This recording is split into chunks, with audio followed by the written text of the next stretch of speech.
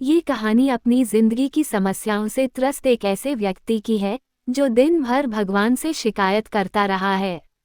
एक दिन उसकी मुलाकात भगवान से हो जाती है। फिर क्या होता है? एक आदमी मंदिर में सेवक था। उसका काम मंदिर की साफ सफाई करना था। भक्तों और श्रद्धालुओं द्वारा दिए गए दान में से थोड़ा बहुत उसे मंदिर के पुजारी द्वारा दे दिया जाता। इसी से उसकी गुजर बसर चल रही थी।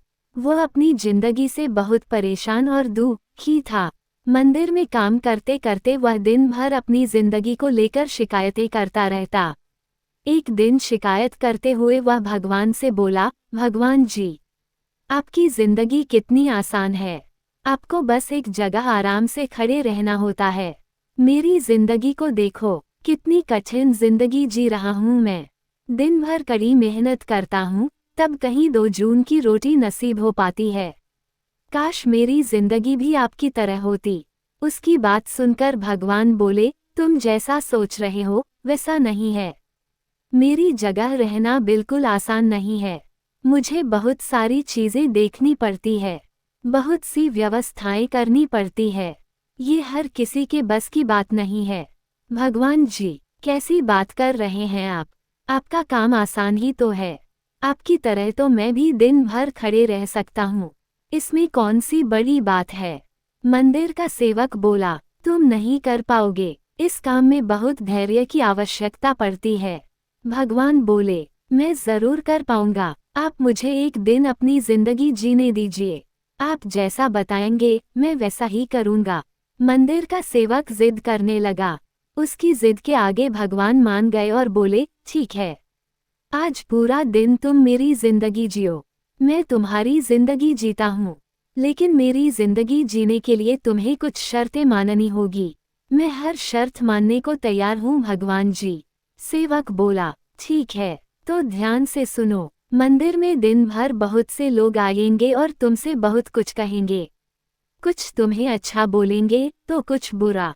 तुम्हें हर किसी की बात चुपचाप एक जगह मूर्ति की तरह खड़े रहकर धैर्य के साथ सुननी है और उन पर कोई प्रतिक्रिया नहीं देनी है। सेवक मान गया। भगवान और उसने अपनी जिंदगी एक दिन के लिए आपस में बदल ली। सेवक भगवान की जगह मूर्ति बनकर खड़ा हो गया। भगवान मंदिर की साफ सफाई का काम निपटाकर वहां से चले गए। कुछ समय बीतने के बाद मंदिर में एक धनी व्यापारी आया। भगवान से प्रार्थना करते हुए वह बोला, भगवान जी, मैं एक नई फैक्ट्री डाल रहा हूँ। मुझे आशीर्वाद दीजिए कि यह फैक्ट्री अच्छी तरह चले और मैं इससे अच्छा मुनाफा कमाऊं। प्रार्थना करने के बाद वह प्रणाम करने के लिए नीचे झुका तो उसका बटुआ गिर गया।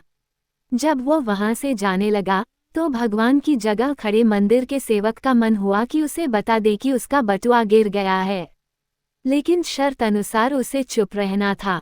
इसलिए वह कुछ नहीं बोला और खामोश खड़ा रहा। इसके तुरंत बाद एक गरीब आदमी वहां आया और वो भगवान से बोला, भगवान जी, बहुत गरीबी में जीवन काट रहा हूँ।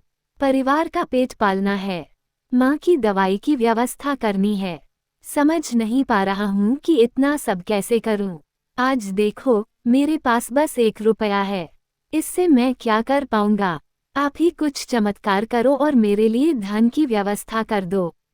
प्रार्थना करने का बाद जैसे ही वह जाने को हुआ, उसे नीचे गिरा व्यापारी का बटुआ दिखाई दिया। उसने बटुआ उठा लिया और भगवान को धन्यवाद देते हुए बोला, भगवान जी, आप धन्य है। आपने मेरी प्रार्थना इतनी जल्दी सुन ली। इन पैसों से मेरा परिवार कुछ दिन भोजन कर सकता है। माँ की दवाई की भी व्यवस्था हो जाएगी। भगवान को धन्यवाद देकर वह वहां से जाने लगा। तब भगवान बने मंदिर के सेवक का मन हुआ कि उसे बता दे कि वह बटुआ तो व्यापारी का है, उसे मैंने नहीं दिया है। वह जो कर रहा है वह चोरी है। लेकिन वह चुप रहने के लिए विवश था, इसलिए मन मारकर चुपचाप खड़ा रहा। मंदिर में आने वाला तीसरा व्यक्ति एक नाविक था। वह 15 दिन के लिए समुद्री यात्रा पर जा रहा था। भगवान से उसने प्रार्थना की कि उसकी यात्रा सुरक्षित रहे और वह सकुशल वापस आ सके। वह प्रार्थना कर ही रहा था कि धनी व्यापारी वहां आ गया। वह अपने साथ पुलिस भी लेकर आया था।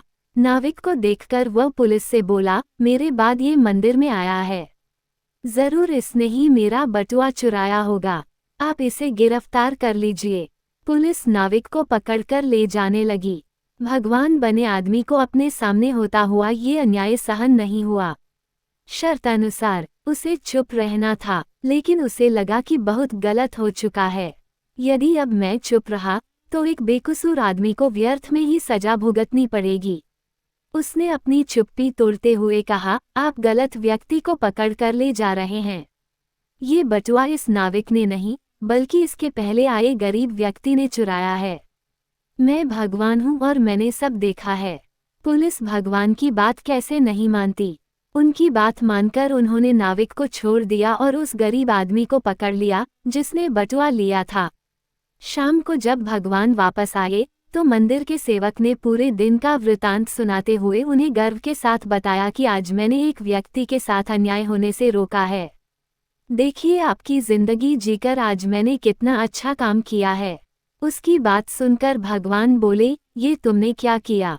मैंने तुमसे कहा था कि चुपचाप मूर्ति बनकर खड़े रहना, लेकिन वैसा न कर तुमने मेरी पूरी योजना पर पानी फेर दिया।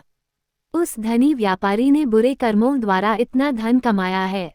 यदि उसमें से कुछ पैसे गरीब आदमी को मिल जाते तो उसका भला हो जाता और व्यापारी के पाप भी कुछ कम हो जाते। जिस नाविक को तुमने समुद्री यात्रा पर भेज दिया है, अब वह जीवित वापस नहीं आ पाएगा। समुद्र में बहुत बड़ा तूफान आने वाला है। यदि वो कुछ दिन जेल में रहता तो कम से कम बच जाता। सेवक को ये सुनकर एहसास हुआ कि वह तो बस वही देख पा रहा था जो आंखों के सामने हो रहा था। उन सबके पीछे की वास्तविकता को वह देख ही नहीं पा रहा था। जबकि भगवान जीवन के हर पहलू पर विचार अपनी योजना बनाते हैं और लोगों के जीवन को चलाते हैं। हम सब भी भगवान की योजनाओं को समझ नहीं पाते। जब हमारे साथ कुछ गलत हो रहा होता है या हमारे हिसाब से कुछ नहीं हो रहा होता है तो अपना धैर्य खोकर हम भगवान को दोष देने लगते हैं। हम ये समझ नहीं पाते कि इन सब के पीछे भगवान की कोई न कोई योजना छुपी हुई होती है। ऐसे समय में हमें भगवान पर विश्वास रखकर धैर्य धारण करने की आवश्यकता है।